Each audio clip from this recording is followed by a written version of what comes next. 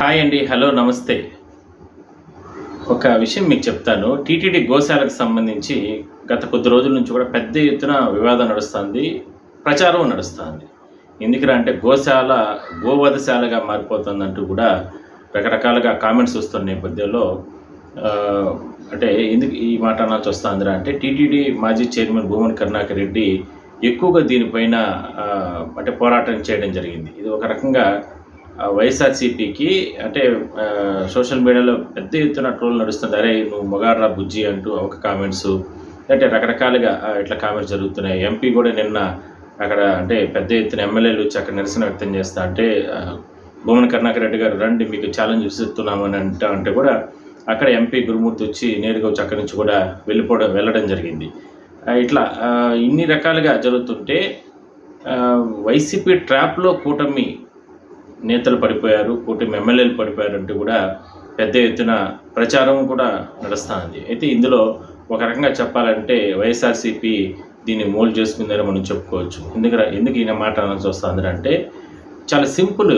అసలుకి ఈ ఘటన జరిగిన వెంటనే చాలా సింపుల్గా ఈఓనో లేదంటే అడిషనల్ ఈఓనో లేదంటే ఎవరో అధికారులు సంబంధించి కావచ్చు వీళ్ళు కూడా టీటీడీ గోశాలలో గోవులు చనిపోవడం సహజం. ఈ ఒకరోజు కాదు, అది మన ఇంట్లో ఒక 5 ఆవులు 10 ఆవులు మేపుకున్నా కూడా అనారోగ్య కారణాలతోనూ ఇట్లా రకరకాలుగా ఎన్నో రకాలుగా చనిపోతుంటాయి. అది వయసు రీత్యా కావచ్చు, లేదంటే అనారోగ్య కారణాలు, లేదంటే ఏదో ఒక ఇష్యూతో 100 ఏళ్ళు అయితే బతకదు కదా, అట్లా జరుగుతూ ఉంటాయి.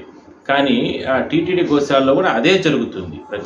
ప్రతి నిత్యం కావచ్చు ఎన్నో సంవత్సరాల నుంచి కూడా చిన్న చిన్న ఘటనలు జరుగుతూ ఉంటాయి. ఇట్లా అదే విషయాన్ని భూమన్ కరుణాకర్ రెడ్డి గారు 100 గోవులు పైగా కూడా చనిపోయాయి అని చెప్పడం జరిగింది. చంపేశారు అనే మాట ఎక్కడ కూడా ఆయన అనలా, చంపేస్తున్నారు అని కూడా ఆయన ఎక్కడ కూడా అనలా. చనిపోతున్నాయి. దాదాపుగా నాకున్నటువంటి సమాచారం ప్రకారం 100కు పైగా ఆవులు గోవులు చనిపోవడం జరిగింది. దీనిపైన అధికారులు దృష్టి పెట్టాలి. ఎందుకంటే రాబోయే రోజుల్లో అంటే శ్రీవారికి ఇక్కడి నుంచి కూడా పాలు అవన్నీ కూడా వెళ్తూ ఉంటాయి కాబట్టి మీరు దాన్ని చాలా జాగ్రత్తగా చూసుకోవాల్సిన అవసరం ఉంది. ఏదైనా లోటుపాట్లు ఉంటే సవరణ చేసుకోండి అంటూ కూడా ఒక ప్రతిపక్ష నేతగా ఆయన అలర్ట్ చేయడం జరిగింది.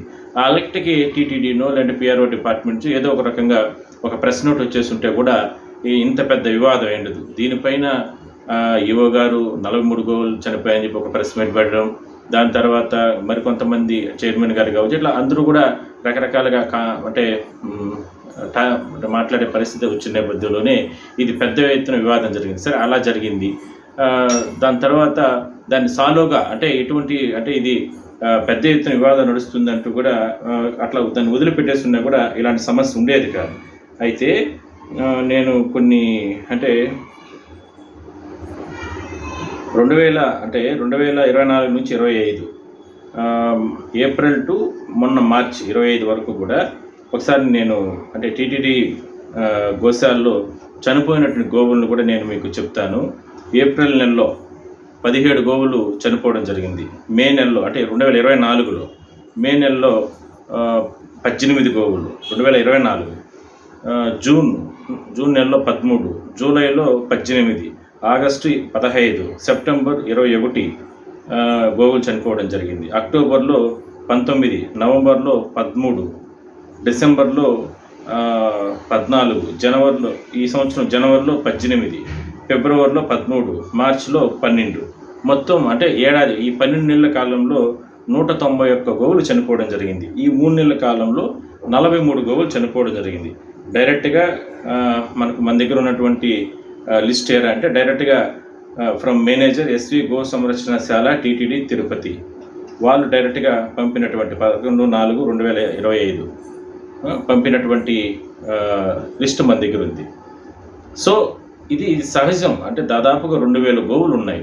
ఆ 2000 గోవులు ఉండే సందర్భంలో ఇలా జరగడము, ఇలా చనిపోవడం అనేది అదేం పెద్ద దాని గురించి ఏమి ఆందోళన ఆవేదన చెందాల్సిన అవసరం అయితే లేదు.